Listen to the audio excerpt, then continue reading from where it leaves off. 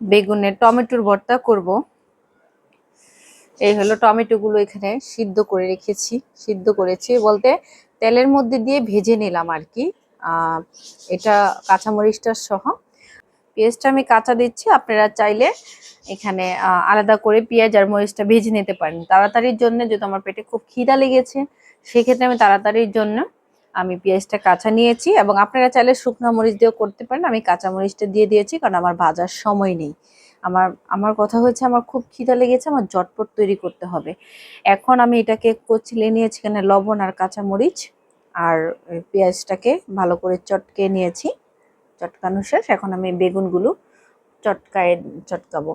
ঝালের পরিমাণ বেশি খেতে চাইলে বেশি দিবেন। আমি খুব অল্প খাই মরিচ, আমি অল্প পরিমাণের।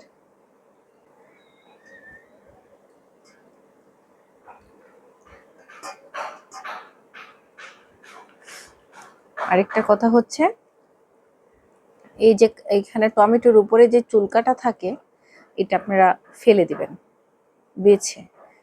আমি তাড়াতাড়ির জন্য একসাথে কষলিয়ে নিচ্ছি, আমি আগেই ফেলে দিয়েছি, আর যতটুকু ছিল ততটুকু আমি হাত দিয়ে চটকানোর মধ্যে আমি এটাকে ফেলে দেব। এইভাবে সবগুলো টমেটো আমি চটকে নিব পেঁয়াজ আর মরিচের সাথে।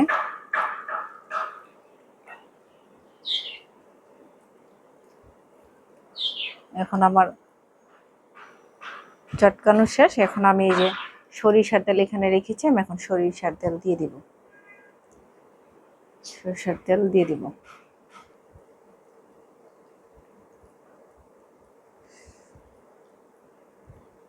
দেখেন ভর্তাটা কি সুন্দর হয়েছে, টমেটোর ভর্তা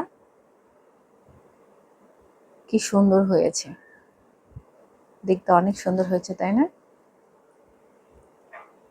এখন আমি ভাত খাবো।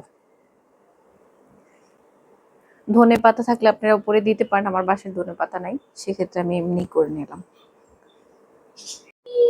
এই হলো ভাত, এই হলো টমেটোর ভর্তা।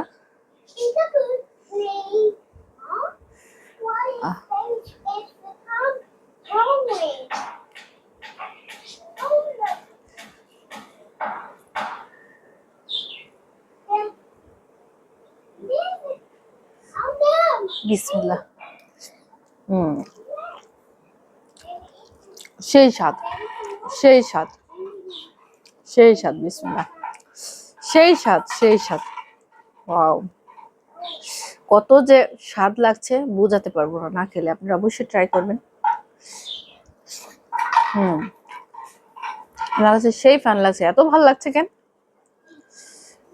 টমেটো ভর্তা, এত ভাল লাগছে কেন?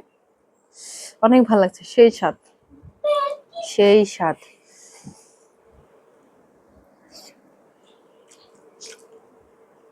দুই প্লেট ভাত খেয়ে ফেলতে পারবো। আজকে এই পর্যন্তই, দেখা হবে পরের ভিডিওতে। সে বন্ধু সবাই ভালো থাকেন, আল্লাহ হাফেজ।